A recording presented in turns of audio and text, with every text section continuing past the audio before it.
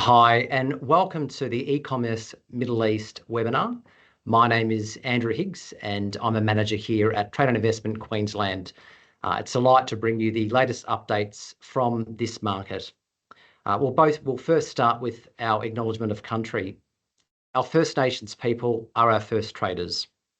Trade and Investment Queensland acknowledges their many nations and many trade routes, their giving of safe passage and their exchange of knowledge, culture, spiritual beliefs, songs and dance, natural resources, food and goods.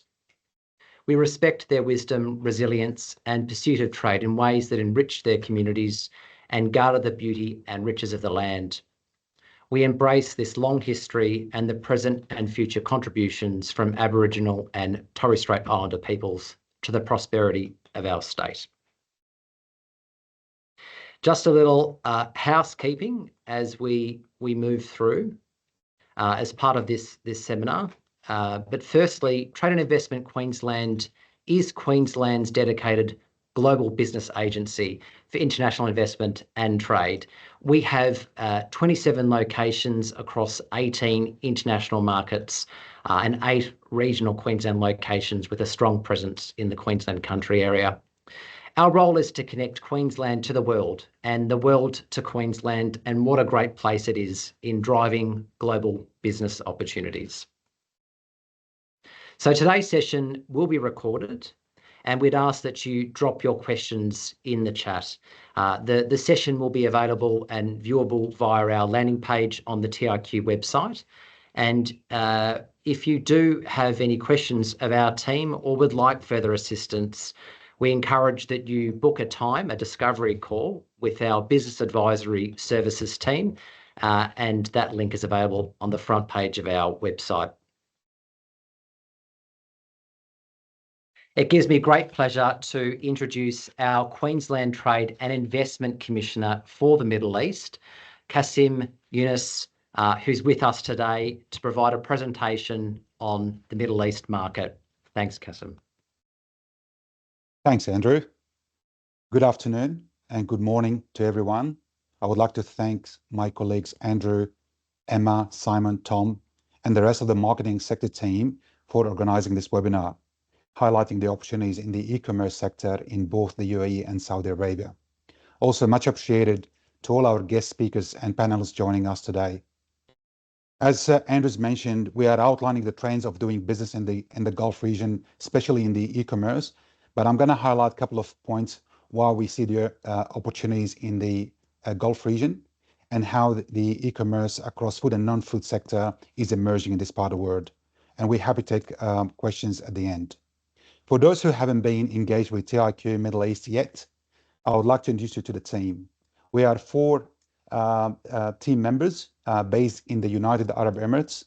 The Trade Investment in Queensland has been set up here since 2009. And we are a small team, but we are very productive and looking forward to support all Queensland companies to expand in this part of the world. We have David Hackett and Emma Page, our senior business development managers, and they look after several sectors. And Emma is on the call today. She's our agri-food and FMCG, including e-commerce sector manager. Thank you. Next slide, please. The Middle East and Africa region is a significant market, and at the moment, Queensland exporting around 1.4 billion Australian dollars worth of products into this region. The Middle East e-commerce market is experiencing really rapid growth, driven by digital transformation, supportive government initiatives, and evolving consumer behavior. In 2024, the Middle East North Africa region saw a 30% growth in e-commerce, with Saudi Arabia and United Arab Emirates leading this surge, driven by young population, tech-savvy population, improved internet connectivity, and digital payment system, and the long-term vision fostering a conducive environment for e-commerce growth.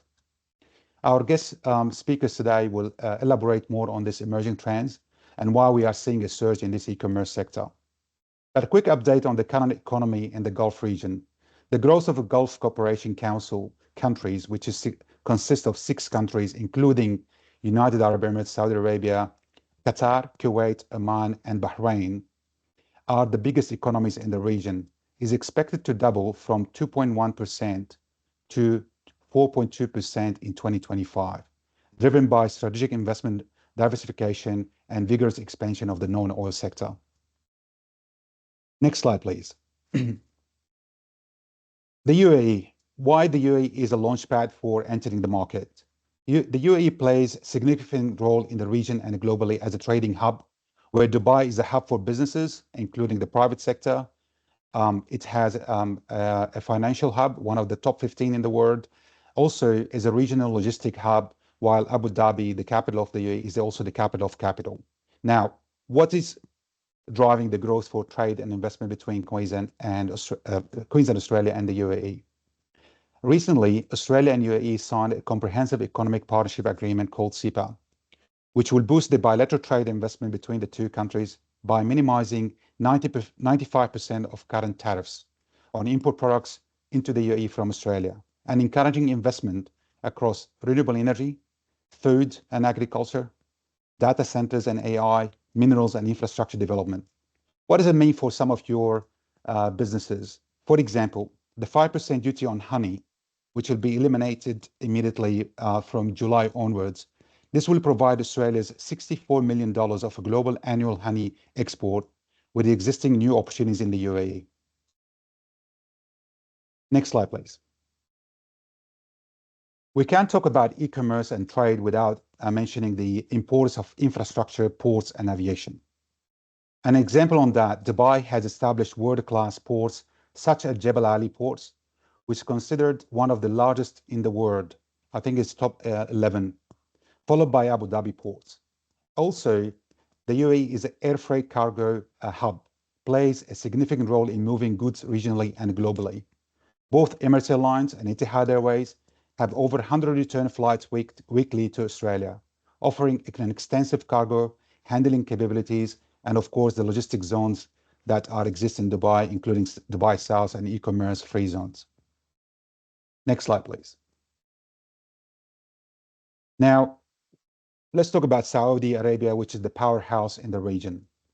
You know, the Saudi Arabia, with a population of 35 million, holding 25% share of the total Arab GDP.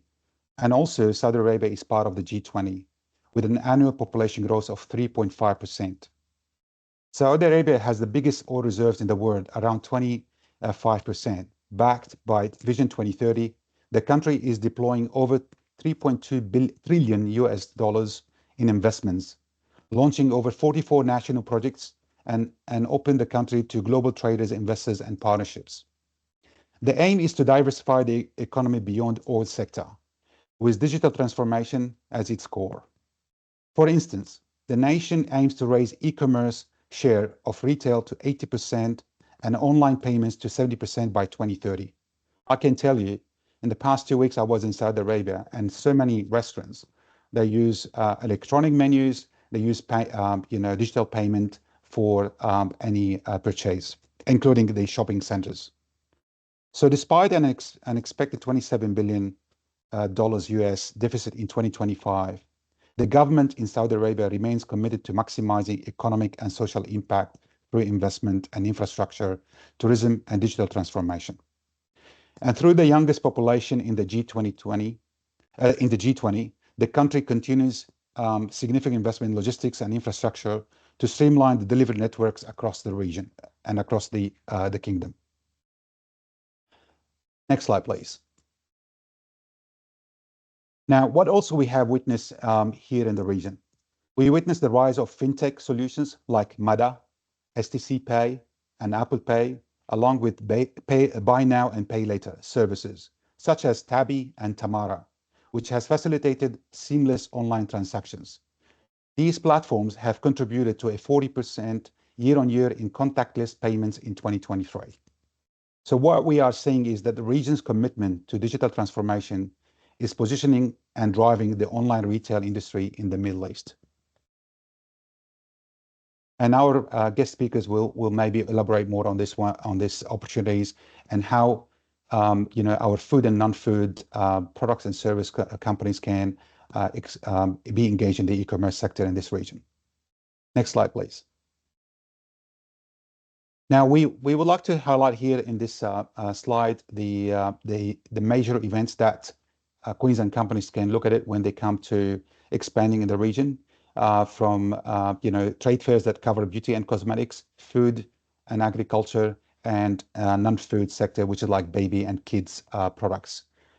We would like to highlight those ones and recommend them for anyone to come and showcase their products. Next slide, please. It's very important when you do business. It's like any country and region in the world to know your target, understanding the local culture and demographic and business dynamics. There's a big difference between UAE and Saudi Arabia when it comes to demographic.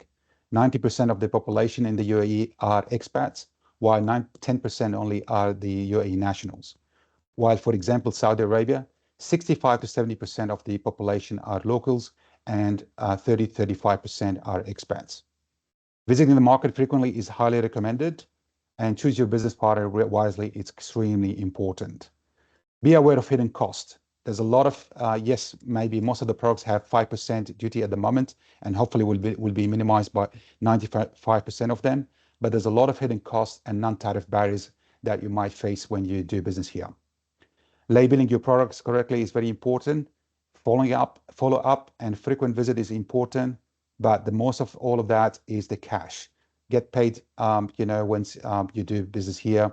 Follow up with your partners and end users as well, and have an exit strategy all the time. That's my quick advice on today. But looking forward to working with everyone. And this is our email addresses. And now I want to hand it to my colleague Emma. Thank you. Thanks for that insightful regional overview and the big picture opportunities, Kasim. Some great practical tips about doing business in the region as well. Once again, welcome to all of the attendees joining us today. My name is Emma Page. As Kasim mentioned in his presentation, I am a Senior Business Development Manager for Trade and Investment Queensland based in the UAE. We're excited to bring together a panel of industry experts from both Queensland and the Gulf region, individuals and companies who have successfully navigated the complexities of doing business across borders and are here today to share their real-world insights, advice, and experiences. I'm now pleased to introduce Mr. Rohit Savara, CEO, and Mr. Mustafa Ahmed, General Manager from UAE-based Blue Ocean Global, who are going to share some specific regional insights on the opportunities surrounding the e-commerce market in the Middle East region. Rohit and Mustafa are logistics and cross-border e-commerce experts with deep experience in helping brands navigate supply chain and market entry challenges across the Gulf region. Welcome, Rohit and Mustafa. Thank you. Thank you very much. And good morning from Dubai and good afternoon in Brisbane. Next slide. Yeah, next. Yeah. So on behalf of Blue Ocean Global team in Dubai, we are delighted to welcome you to today's webinar. We are excited to be partnering with Trade and Investment Queensland to open new doors for Australian businesses in Middle East, particularly in the dynamic market of UAE and Saudi Arabia, as Mr. Qasim has explained that this is the two big potential market as far as e-commerce is concerned and otherwise too. As you are aware, the region is experiencing rapid digital and e-commerce growth, and there is a strong appetite for high quality international products, especially those with the innovation and standards Australia is known for. Today, myself and my colleague Mustafa Ahmed will be sharing insights, opportunities, and practical steps to help you take your business across borders with the right support and partnerships in place. Thank you for being here, and we look forward to helping you start or scale your journey into the Middle East.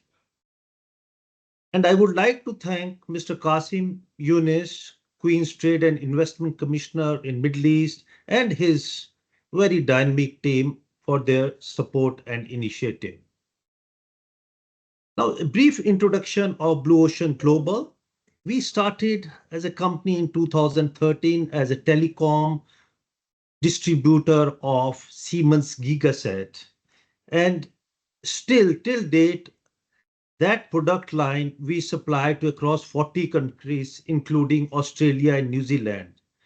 If Telstra is supplying to any one Gigaset phone, so it is supplied by Dubai office from Blue Ocean Global. So we already have a connection with Australia. Our company is based in Dubai, headquartered in Dubai, and we have offices in KSA with warehouses spread over in UAE and Riyadh and Jeddah in KSA. We represent variety of brands from telecom to electronics to food to FMCG, complete range. To name a few, NEC, Gigaset, Black & Decker, Mitel, Godrej, Rosasi is one of the very biggest perfume brand. Kodak, Toshiba, they are into batteries and many more. So, the e-commerce gives us the leverage because we are carrying more than 10,000 SKUs in both Amazon and Noon, which my colleague Mustafa will explain to you. We get an advantage to when we talk to big portals like Amazon and Noon. So, and moreover, we have a 20 plus brand. So we have a better access to these portal and a better understanding. So what we have done in last 7 to 8 years, 100% of our focus from offline and regional distribution, it has gone to e-commerce. Today we have a strong team of more than 35 people dedicated for e-commerce, which gives you 360-degree support on supply chain to marketing to all the initiative which comes with the e-commerce business. I'll request my colleague Mustafa to take you through the balance slides, and we'll be here. And if you have any questions, Emma will coordinate on that. Thank you very much. Over to you, Mustafa. Thank you so much for the wonderful introduction, Mr. Rohit. We will now be taking you all through the key pillars that are critical for brands and businesses entering or scaling within the e-commerce space in the Middle East. Starting off with the UAE e-commerce market, which is currently valued at 125 billion in 2024. It is experiencing rapid growth with a projected compound annual growth rate of 21.4% all the way through to 2033. By 2033, the market is expected to reach a size of 776 billion, showing strong long-term potential. Now, this growth is driven by several key factors: a young and affluent population that is highly engaged online and quick to adopt to digital platforms, increasing demand for fast fulfillment and personalization, making experience a top priority.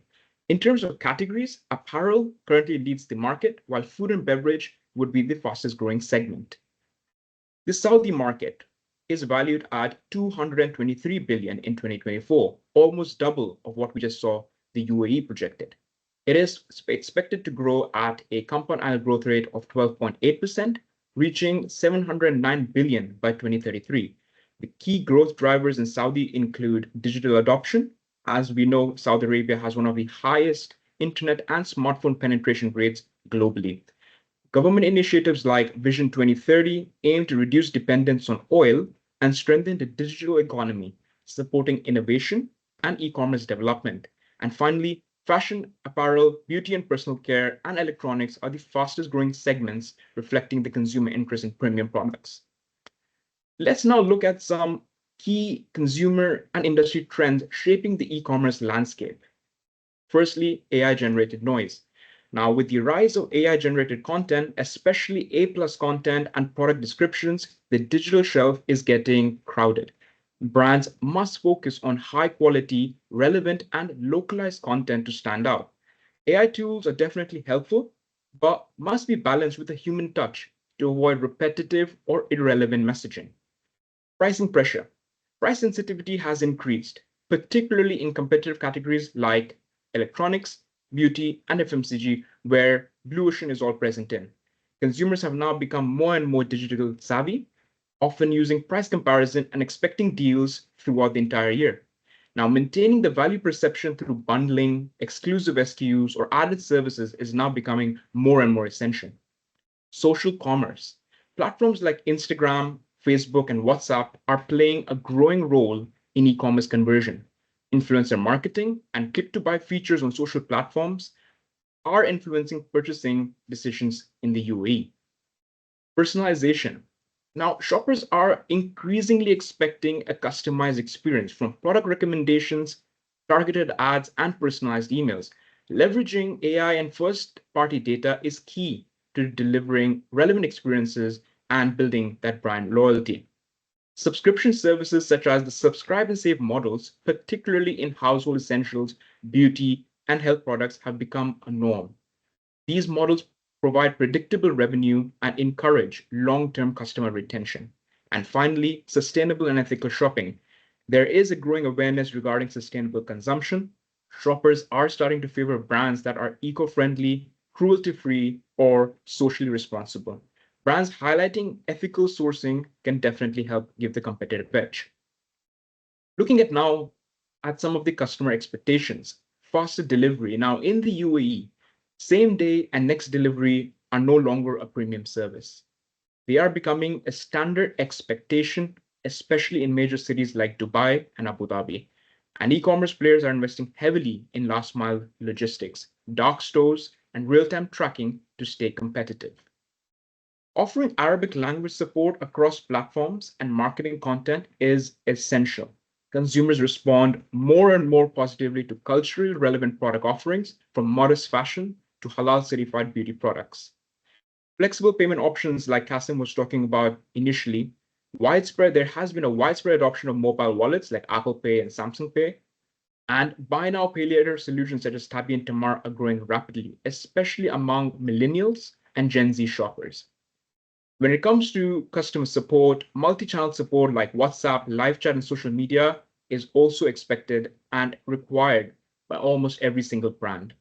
Consumers in the UAE value fast response times, hassle-free return policies, and after-sales service, especially for electronics and high-value items. And finally, sustainable and ethical practices, which I did touch upon, as there is an emphasis of eco-conscious shopping in the Middle East. Now, with regards to the top categories, e-commerce data from Amazon and Noon show apparel as a top performing category, with fashion leading as the fastest growing and most dynamic segment. The food, health, and personal care category is also witnessing strong growth in both UAE and Saudi, fueled by the rising consumer demand for wellness, digital health, and beauty products. The food and beverage sector is also expanding rapidly, particularly in e-commerce, quick commerce, supported by faster delivery models, as I touched upon earlier, which is as quick as 15 minutes. Looking at the market essentials for entry, a successful e-commerce launch in the Middle East relies on navigating regulatory frameworks, aligning with local culture, and leveraging efficient logistics infrastructure. So one of the most important aspects is obtaining proper e-commerce licenses. Now, before trading online in the UAE, an e-commerce business must secure an e-trade license, along with a standard trade license from the Development and Economic Society. Also, it is important to comply with import regulations. To import goods, companies must hold the correct trade license, like the mainland or free zone, and register with custom authorities. When it comes to cultural adoption, over 40% of UAE consumers prefer browsing and transacting in Arabic, and 75% of Saudi Arabia consumers prefer browsing in Arabic. So localized content can boost conversion rates by up to 25%. It is also important to align with local holidays and customs, plan marketing campaigns and key events such as Ramadan, Eid al-Fitr, Eid al-Adha, and National Day, when online sales can spike by over 40%. And finally, leveraging free zone for operations. Establishing, for example, in the UAE, free zone grants 100% foreign ownership, tax exemptions, and no physical office requirement in many cases. So everything mentioned above can be effectively addressed by appointing a master distributor. As a full service partner who provides turnkey solutions, we, Blue Ocean, manage the entire value chain from stock procurement all the way to the final sale to the end customer. Yeah, next slide. Currently, 80% of e-commerce revenue is dominated by Amazon and Noon, making presence on these two platforms is a non-negotiable for any serious brand. The remaining 20% of the market comes from niche or category-specific platforms such as Namshi, where they only focus on fashion, especially as it's the fastest growing category. First Cry and Mum's World, which have a direct focus of mother and baby with over 80% target market of mums. And Carrefour, for example, which is an omni-channel, which has a physical and online stores. What you see on the right segment, which is the quick commerce trend, this is evolving extremely fast. Originally food-focused, platforms like Talabat and Careem are now diversifying into non-food categories, creating new opportunities for brands. And just as an example, Blue Ocean have introduced electronics and perfume categories into quick commerce across the Middle East, which is now one of the most rapid revenue generators. So looking at the platform selection strategy, what I have touched upon, Amazon is a wide reach, but definitely quite competitive. Noon has extremely strong logistics with 15-minute deliveries, an hour, as well as next day delivery, and quite easy to be onboarded upon. Namshi is again fashion focused, and quick commerce would be the fastest growing, especially with the high customer demand. Now, looking at a couple common challenges and pitfalls, both UAE and Saudi Arabia are rapidly modernizing digital trade laws. For example, KSA's e-commerce law in 2020 and UAE's frequent updates on VAT and consumer rights, it makes it important to continuously track and adapt to these evolving regulations to remain compliant. Looking at the logistic challenges outside major cities, lack of centralized warehousing and inconsistent delivery infrastructure pose real obstacles. So a solution would be to build or partner for scalable logistics to grow with the demand and customer expectations. Local marketing is key, as we mentioned earlier. Cultural sensitivities are crucial. Content that resonates in Australian markets may backfire if not properly localized in regions like such as UAE and Saudi Arabia. So brands must culturally attune messaging and visuals to connect authentically. Finally, Ramadan and Eid is also a big impact for consumer behavior and shifts. Late night shopping spikes, preferences for charitable or family-oriented promotions, and content adjustments are necessary. Thank you so much. Thank you, Mustafa. But just quickly on, because a lot of people might not understand the word Eid, which means a holiday in the Arabic word. That's what I just wanted to highlight that. So after Ramadan, usually there are 3-4 days of public holidays called Eid al-Fitr.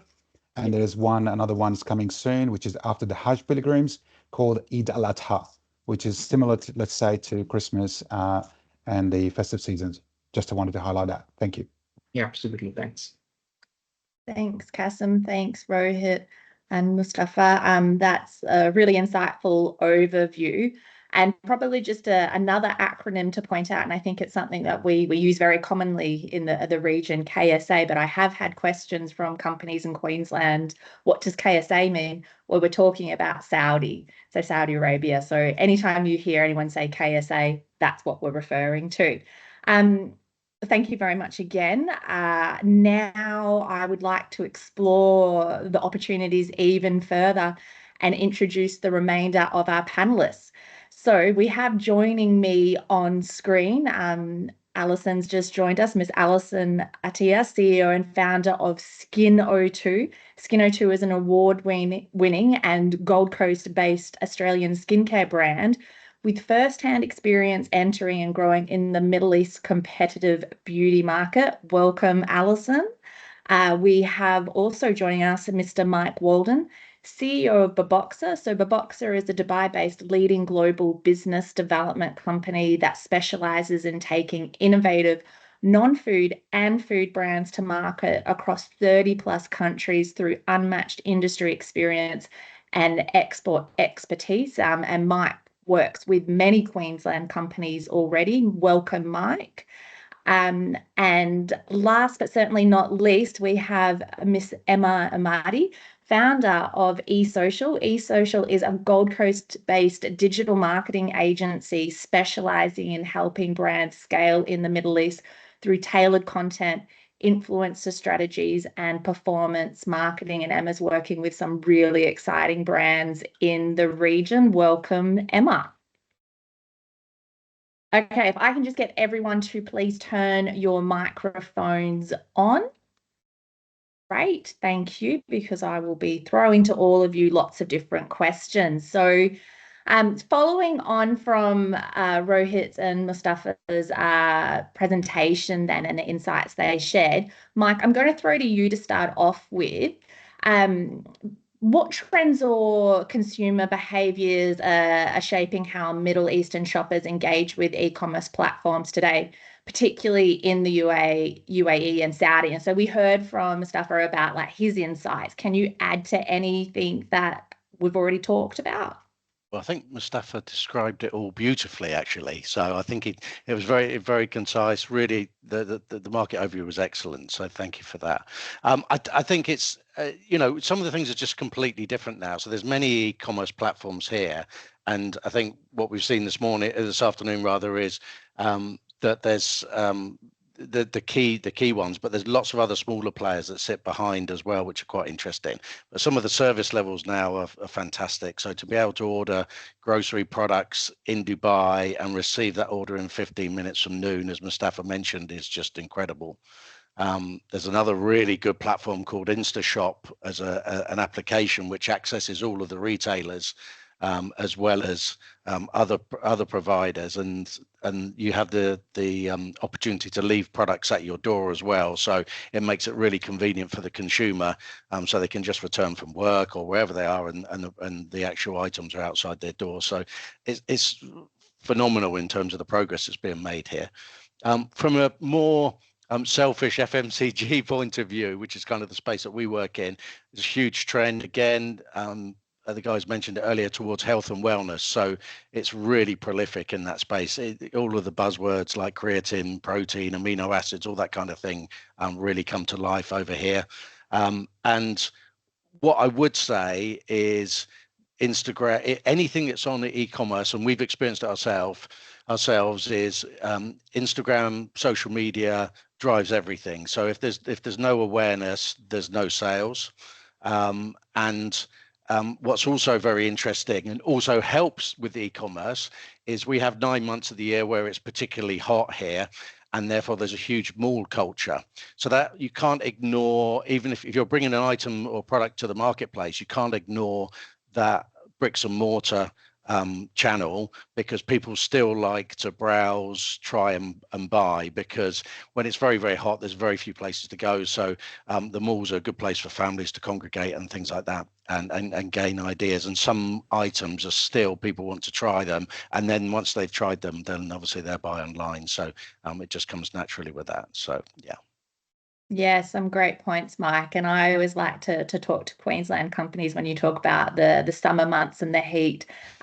People literally go to malls for exercise. So some of the malls across the region like have walking tracks because you can't walk outside. You touched on digital marketing and how important that is. So I think this is a good time to throw to Emma.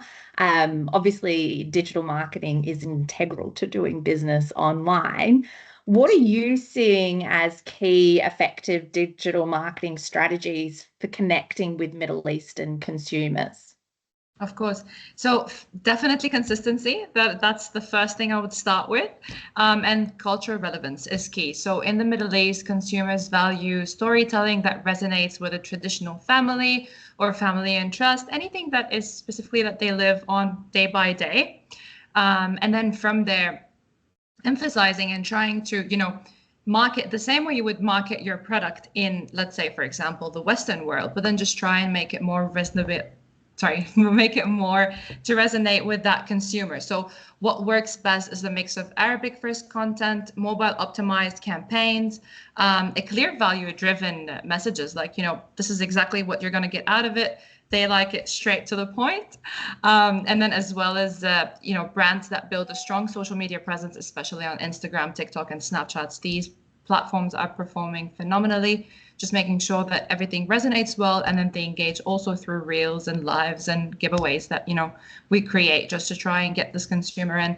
And even as Mike was saying previously, you do have some months where you can't even use your digital efforts, and that's when you actually get the brand down on the ground and into these malls and try to get them to know who you are.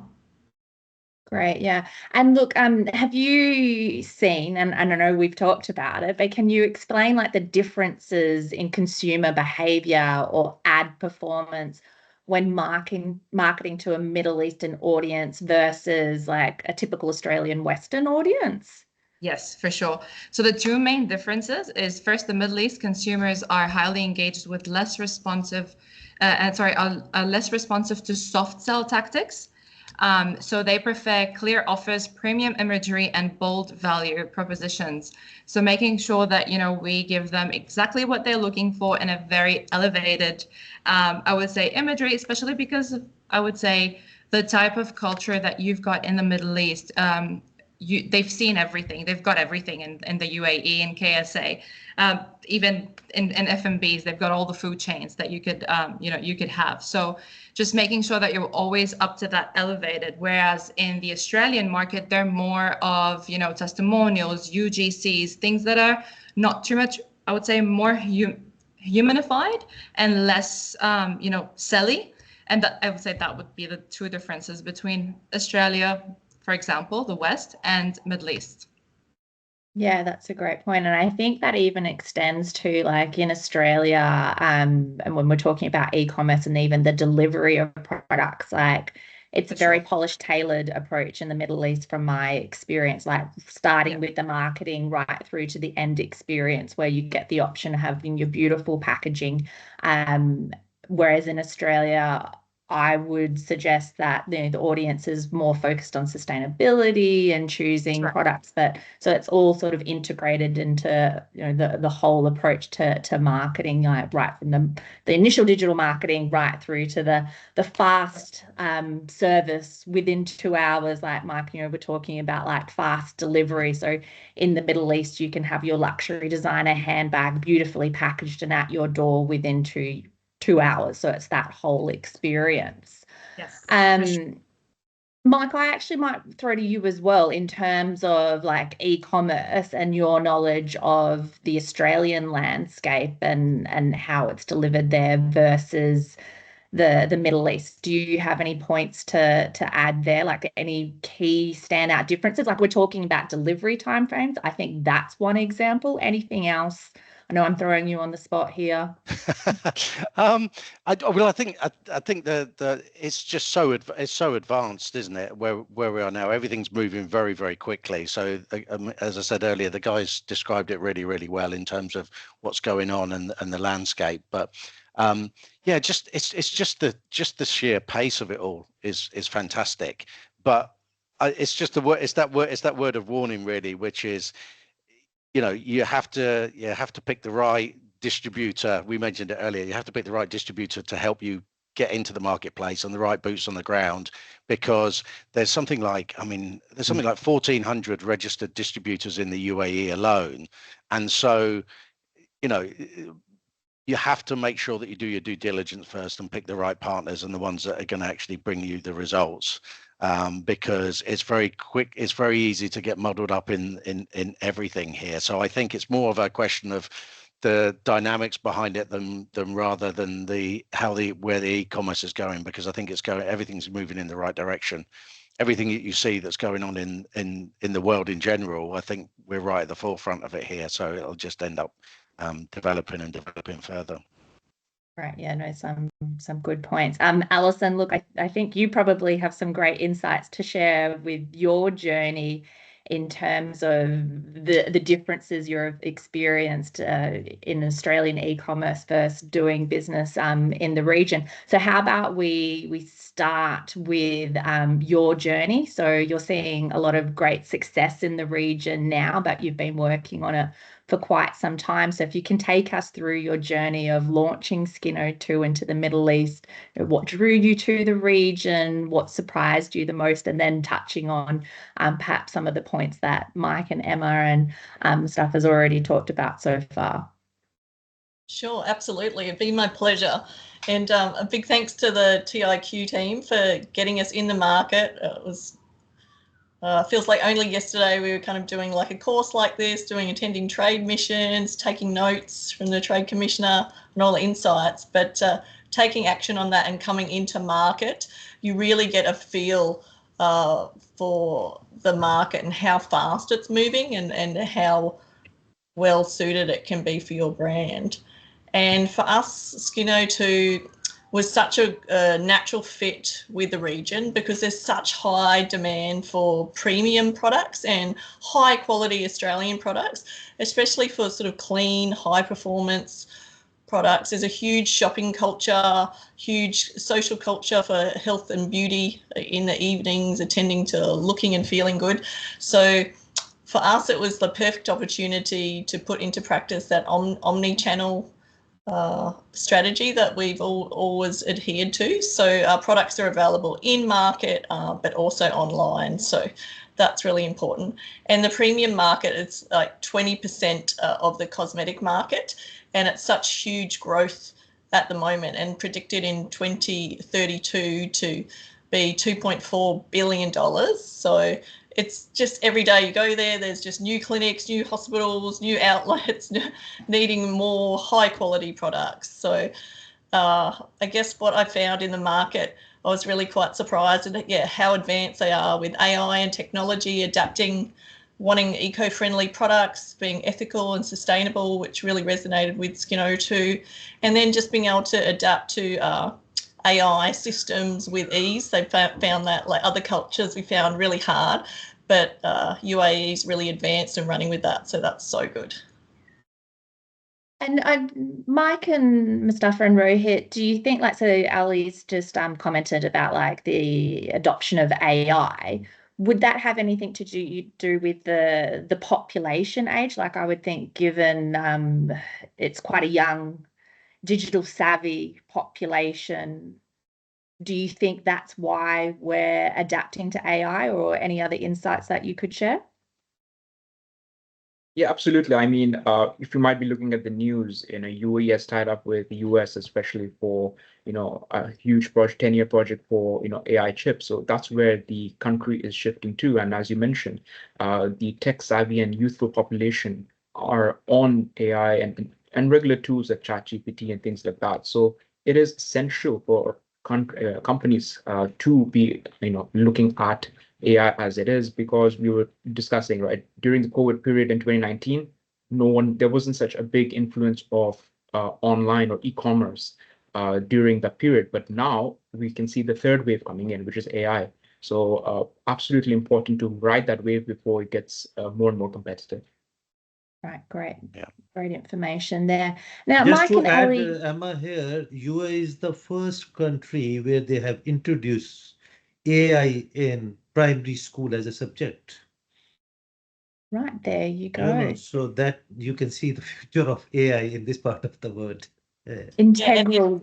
Yes. Yeah, it's like an essential part of doing practice. So a lot of the businesses really resonate with that, and they have those systems in place. So then you can just integrate with them. So we found it was just great that they were really advanced with that.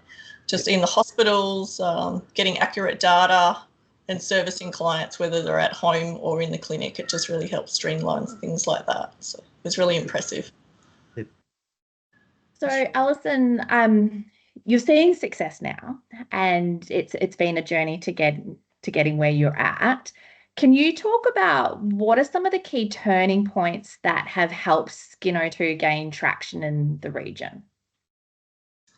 Yeah, well, really getting that support from TIQ, that guidance, like as Mike explained, it can be really confusing when you're coming in the market. There's so many people that want to take your brand on and distributors. It can be really confusing. So yeah, getting that advice from TIQ and then coming in the market and doing your due diligence.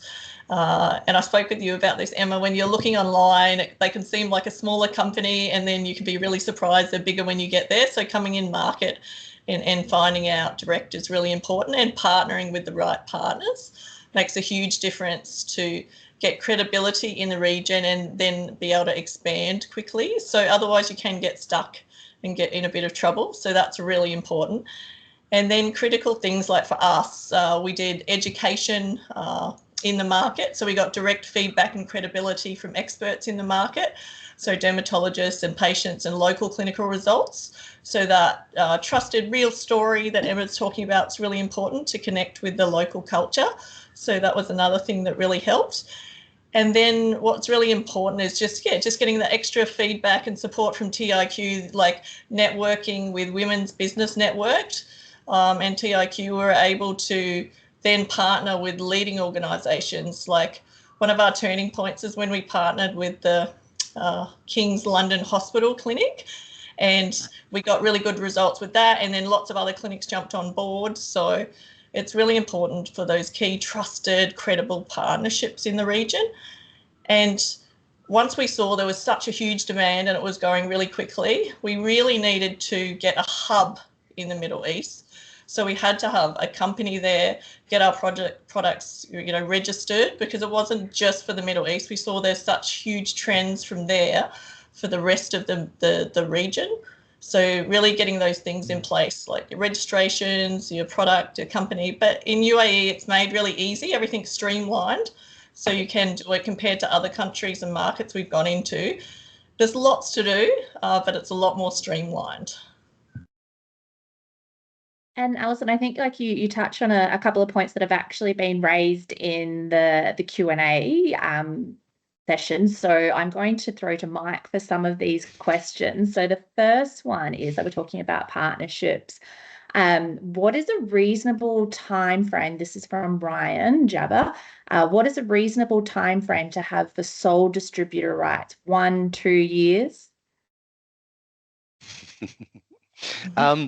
Yeah, I think you have to be very mindful coming into this marketplace. In my experience, and I've been here 15 years, is when you're picking that distribution partner. If many of the companies here love to have exclusive rights, because what it means is they can tie you down to something and maybe even duplicate your product depending on what sector you're working in. So you need to be quite mindful of that, and you need to make sure that if you do go into an exclusivity contract, that you actually make it very, very clear about what you're tying yourself into. So 1 to 2 years, yeah. I mean, where we do distribution contracts across the GCC is sometimes it's 3 years, because 1 year is probably not enough to get anything off the ground, to be perfectly honest. It takes time. The key word here in this marketplace is probably patience. So if you've got patience, and because not all of you do need boots on the ground. So if you listen to the guys earlier, what they were saying in terms of their success and how they've grown their business, then you need that integration in terms of the interaction with people every single day, because if you're trying to do it from afar, then you'll find yourself getting ghosted quite a lot, because people just don't have the time. The buyers are very, very busy. But when you're going into that exclusivity thing, I definitely say that it's three. You've got to give people time, so it's 3 years, I would imagine. But pick your partner carefully.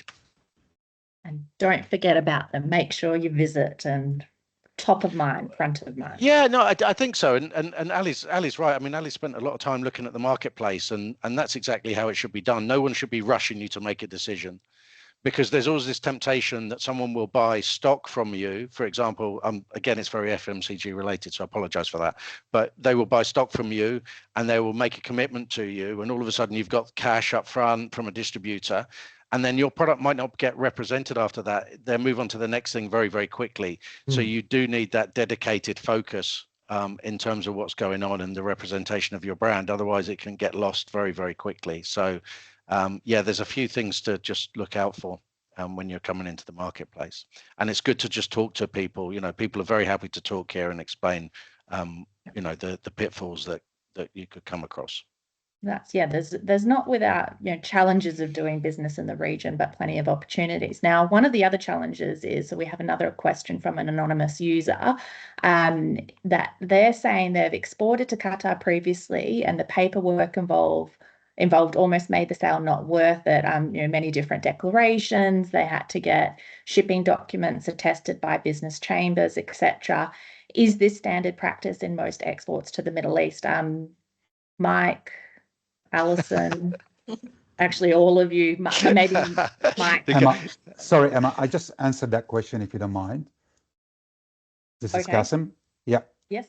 So just, I'll leave it for the team or the guest speakers to answer this one. But when it comes to attesting a document, the Australia Arab Chamber of Commerce is the authorized agent of the Australian Chamber of Commerce when it comes to attesting documentary evidence of origin. And any company wants to export, whether by air freight or sea freight, they need to attest that document. Now, there are more details on the link I've shared in the chat box. Great, thanks, Kirsten. Yeah, I have two questions for the guest speakers once you're done, and let me know, please, for the benefit for everyone, if you don't mind. Thank you. Yeah, no, please go ahead now. I think a lot of our guests or Queensland companies attending this webinar will be asking, if I'm based in Queensland, I want to export to the Gulf region, whether UAE and Saudi Arabia, they can export directly to an e-commerce marketplace. One, maybe Rohit and Mustafa can elaborate on that one, or Mike, whether they are food and non-food sector. And the second question to Emma, I've heard from many people they have appointed a marketing company or a PR agency to help companies to promote their products on the social media, but nothing moved forward, and could be multiple reasons. But can you give us where could be the challenges that they face? Because at the end of the day, marketing comes with a really a cost. It's required, whether your Instagram is a big in this part of the world. I've heard TikTok among the young people. I don't know how it works, TikTok, but maybe Emma can elaborate on that. Thank you. Okay, everyone. yeah. Thanks, Cass. Mike, maybe let's start with you then. Do you want to talk us through the process of getting a product listed on the major platforms like Amazon or Noon? So like Kasim has just asked, can I just send my product to Amazon or Noon? Do I need to use a local distributor? How does it work? And then Mustafa and Rohit, we can go to you afterwards. Yeah, I was going to say, I'll walk through my process because the guys are very experienced at this as well. So, I mean, how it would work for us is obviously you'd need a trade license or distribution partner. So you'd need to set up and have a trade license here, which isn't an expensive thing to do, to set up an organization here, but it's probably better to have a distribution partner. You need a product that obviously the e-commerce companies are interested in listing, because they won't just list absolutely everything. They'll want to make sure that because otherwise the marketplaces just become flooded. So it needs to be interesting to them. The product will need registering, as we said earlier, and therefore you need a trade license to register the products. Now, don't be misguided, and I don't want to talk for Mustafa and Rohit on this side, but from our side of things on FMCG, food and non-food, it's actually normally quite a simple process. So it takes 3 weeks. It doesn't cost a lot of money. And this is where, again, people can be misguided. So, but that is very FMCG related. So it's an easy process to register normally. You'll probably need to hold stock locally unless it's a really big volume line, and they'll take it into their warehousing. So again, you'll need that distributor. There is a few administrative documents that have to be filled in, both by that distributor or you as a company, but nothing too complicated. And all I'd say is, then you've got to go to this awareness stage. Social media and influencers for anything that's going online is so important. So just coming back on the point that was just made earlier about the marketing side of things, we've had the same thing as well, not with a Queensland brand, but we've had the same thing with a brand from Europe, where they're on multiple e-commerce platforms, and they are spending money on social media marketing because they've engaged with a social media marketing company, but it's just not generating any traction whatsoever. And therefore, that's when just comes back to my point earlier, and you still need that combination between, product going into bricks and mortar as well, where you need to touch and feel it before you have the confidence to buy it online, unless that influencer is having a super amount of followers, and they can really sort of change things as overnight. Thanks, Mike. Rohit and Mustafa, can you please share your insights? Yeah, sure. So I think Mike's touched upon everything perfectly, but just to give it a bit more structure. So definitely need to register locally. That would be obtaining a trade license, like Mike mentioned. If you're in Saudi Arabia, that would be a commercial registration. Number two would be having your VAT in place. That is also quite important, the VAT registration. And then as a business, you also need to understand what type of platform model you plan on bringing in. Now, there are two types of models in the Middle East. One's vendor central, and the other is seller central. Vendor central is your retail model, where the platforms are looking to purchase your stock and hold your inventory at the platform warehouse. And seller central is where you are using their warehouses to hold their inventory. So it's not where they purchase stock. You're holding your inventory at their warehouse. So you need to understand and differentiate what two models do you want to go with. Now, vendor central, which is where the retailer purchases your inventory directly, is not so easy. You have to have a proven model and a little bit of historical sales to have that buy-in from the platform. So I think that you should understand how you plan on doing that first. And then looking at maybe the question Kasim asked is, how do you get in product into the market? So you also need to understand your inventory and fulfillment strategy. So definitely there is a free zone where you can get product into the country. Obviously, benefits are like 100% ownership, tax exemption, duty-free storage, but getting the product into market obviously comes with a little bit of cons, which is like your custom duty, which you have to pay. And if you have large volumes, free zone makes sense. But looking at e-commerce specifically, if you want to scale the business, you should have a local distributor or warehouse in the country, which is mainland, and gradually have stock going into the platform, because you cannot overwhelm the system by holding so much inventory and trying to get that into market. It's a gradual process. Like we all say, e-commerce starts small but scales very fast. So it is important to have a local warehouse in the mainland and accordingly fulfill orders small. And especially when you are listed on such huge platforms, your first order is not going to be 1,000, 2,000 cases or pieces. It's going to be 2 or 3 orders, and then you gradually increase from there and take it into market. Absolutely. And Alison, like I know we've had discussions about 3PL and warehousing and being able to get the products out. Did you want to add anything from your experience, given it's just happening to you right now, finding that right partner that can deliver to the end user? Yeah. Again, like Dubai is amazing. It's a trading hub for the whole of the Middle East. So you have a huge selection of providers that are really good quality providers. So that was probably one of the quickest things. We got a couple of referrals off you, a couple of emails, and then we're all set up and ready to go. But because we had our ducks in place, like we did all the basics, got registered, all the usual setup. But the 3PL service providers are so good in the region, and they just do really good delivery systems. They've really got that down pat. So it's absolutely incredible, better than any other market I've been in. Well, that's good news. But I suppose what you're saying is like, just make sure you have everything set up, ready to go, and you've considered the strategy from A to Z. I just have just go small and then scale up. Like even the bigger companies, they'll start small, but once they see the consumers really like those products, then you can scale up. But it's easy because you've got the system in place. As long as you've got your credible partners, if you're referred from TIQ, you did your checks and they've been in market, trusted doing that service for a while, you can't go wrong. Yeah. Mike and Mustafa, I have another question surrounding payment. So there's been some mention of getting payment upfront from distributors.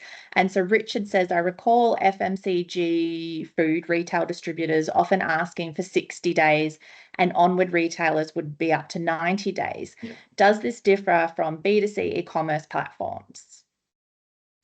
Just quickly, because we are almost out of time and I do want to go to Emma about influencer marketing as well. Right. Just really quickly, and then I'll let Mustafa add to it. I mean, everything's a negotiation here, so it will vary. Is the really sort of like general answer to that? Distributors, you won't have heard of most of them in terms of their names, so I would always advise that you try and get advance payment from them. But if you're dealing with one of the big retailers and one of the big e-commerce companies, they will be expecting payment terms, and that's a negotiation between your distributor and them, or you and them. Thanks, Mike. Yeah, and just to touch upon what Mike mentioned at the beginning, I think he touched it. Very important is relationships over here. If you have a good relationship with your buyer or the vendor, the distributor, definitely negotiation is a key part where you can get those payment terms shorter, definitely 30 days, but a fixed norm from platforms like Amazon Noon is 60 days. At minimum, it might even go up a little bit based on the seasonality. If you have big events, obviously they've got a lot of distributors to pay out. So that does take a little bit of time. So it's important to manage your cash flow and working capital accordingly. So quite standard. Now, Emma, ending with you. So Kasim's questions about marketing, particularly around influencer marketing and engaging agencies. How important is influencer marketing in the Middle East, and what should brands consider when selecting local influencers? Of course, I think influencer marketing is definitely essential for any brand that's looking to launch, especially into the Middle East, because this is where the life is happening. This is where everyone's going out. They're going to big PR events. They're basically out and about, and they want to hear about you. So I think the reason why, to answer Kasim's question as to why there has been quite a failed marketing strategies through social media for businesses that are moving into the Middle East, is because we don't do market research before they get in, as in, what product are you selling? This product, how is it going to benefit that type of audiences? And then tailor that marketing strategy slowly onto your social media. So you can't just have a brand that's been always had content that's all around, let's say, for example, people from the West, and all of a sudden someone's speaking Arabic on their social media platforms using their product. They're going like, wait, what happened there? So it's all about strategy. It's all about cross-marketing as well. That's such a big thing in the Middle East. It's actually finding or trying to partner up with brands that are already doing well in that region, but making sure that your product is helping them as well, and make a big PR event out of that. Market it, content creation, get all those macro and micro influences in to make sure that this event looks or is actually being marketed on multiple platforms while the event is happening. And then this is where you're going to see that people are starting to resonate that, yes, this brand is moving into this country. Oh, yep, this person's got it. This person's using it. And then actually partnering up with the right types of influencers that your product fit their lifestyle. That's how it's going to come off very natural and organic, rather than going out and grabbing someone, hey, I'll pay you $500, here's my product, just try and do a video of talking about it. And that's not going to get you sales. And a lot of people do that, unfortunately. And one thing, to go back a little bit about AI, there's a very thin line where we social media people, organic people, do not like that. We don't like the AI world, because we try to show the behind the scenes of the brand in a very elevated way through social media to actually build that community, because your community is the biggest part of your brand, and they're the ones that are going to just increase and get you more sales. So building that community as well, you try to make sure that, any UGC video that's also going out is not being generated via ChatGPT, because it's very obvious, and making sure that you're selling those feelings through that screen, because you've got 2.5 seconds to hook someone to actually watch a 30-second video. So just to sum everything up, strategy. Absolutely. It's the most important. And Alison, just really quickly, because I know that you look after the marketing in-house even for the region, do you just want to really quickly talk about Skin02's approach? Yeah, I think it's really important for us, because we're in clinic and online. We use AI technology to do scan the face. What you can do in store, it's putting the dermatologist technology into a skin scanner. So it really offers a personalized experience of what you can get in store online. Yep. So we use it in that kind of way. But we do a 360-degree marketing approach. So it's real people, like Emma's saying, you can't just, people tell if you just pay someone to say something, it doesn't come along as trusted or real. So it's important to visit the market, get real connections, or work with real experts that understand your brand and that you can connect in a real way. And then, like Mike says, do in-store activations. So that omni-channel approach is really important. Great, thank you. Look, and I think that's a nice note to end on. So I wish we could continue talking. I think we could talk for hours about this topic. Thank you to all of the panelists today for your time, insights, and the generosity in sharing your experience. And thank you to the attendees online for joining us as well. We really do hope today sparked some ideas, answered some of your questions, and perhaps even opened a few doors. You now know who to reach out to as experts in their fields in the region. If you would like to connect with anybody online today or need support in exploring the Middle East e-commerce market, please do not hesitate to reach out after today's session. We will be sending you through some information after today's session.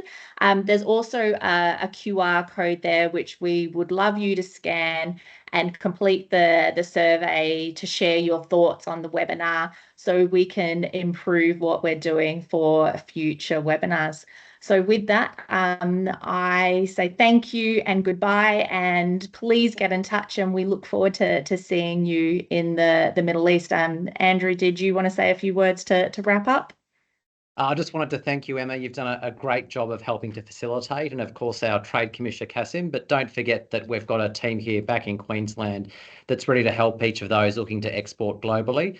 We look forward to getting your calls and appreciate you filling out the survey. For those that may have joined late, we are recording this session and we will circulate a link through to this recording as part of that survey and any handouts from the speakers. Thanks so much again for your time, and have a great day. We will have future global e-commerce masterclass sessions coming up, with our next session on the USA on the 10th of June and ASEAN on the 19th of June. We hope that you can join us for both of those next month. Until then, have a great day. Thank you. Thank you. Thanks.